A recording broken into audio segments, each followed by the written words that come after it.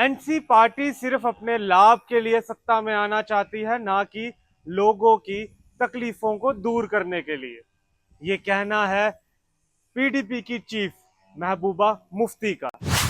महबूबा मुफ्ती ने साथ ही में ये आरोप भी लगाया नेशनल कॉन्फ्रेंस और कांग्रेस पर कि लोकसभा चुनाव के वक्त इनका गठबंधन था और एनसी पार्टी ने लद्दाख में एक इंडिपेंडेंट कैंडिडेट उतारा, जिसने जीतने के बाद में एनसी पार्टी को ज्वाइन कर लिया।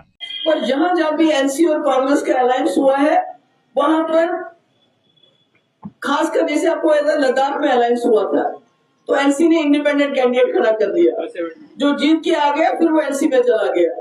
तो हर जगह वही फ्रेंडली फाइट हो रहा है। उन्होंने कहा कि इससे ये साबित होता है कि कांग्रेस और एनसी पार्टी सिर्फ सत्ता हासिल करने के लिए चुनाव लड़ती है, ना कि लोगों की तकलीफों को दूर करने के लिए। पीडीपी चीफ महबूबा मुफ्ती ने यह भी कहा कि एनसी पार्टी जब सत्ता में आती है तो वो हिंदुस्तान जिंदाबाद कहती है, तब उनके लिए चुनाव सही हो जाते हैं, लेकिन जब वो चुनाव हार जाती हैं तो उनके लिए चुनाव गलत हो जाते हैं।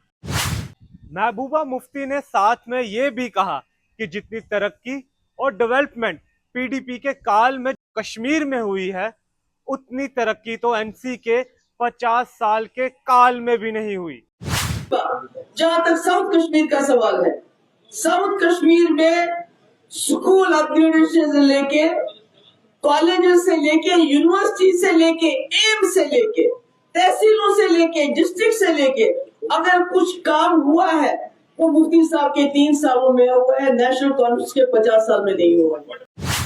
और महबूबा मुफ्ती ने यह भी कहा कि कांग्रेस एक नेशनल पार्टी है और एनसी एक क्षेत्रीय पार्टी है, और कैसे कांग्रेस का नेतृत्व कर रही है एनसी पार्टी।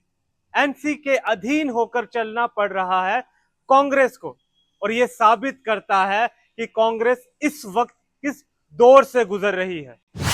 एनसी ने एक आजाद उम्मीदवार लद्दाख में उतारा और जीतने के बाद उसने एनसी पार्टी का हाथ थाम लिया।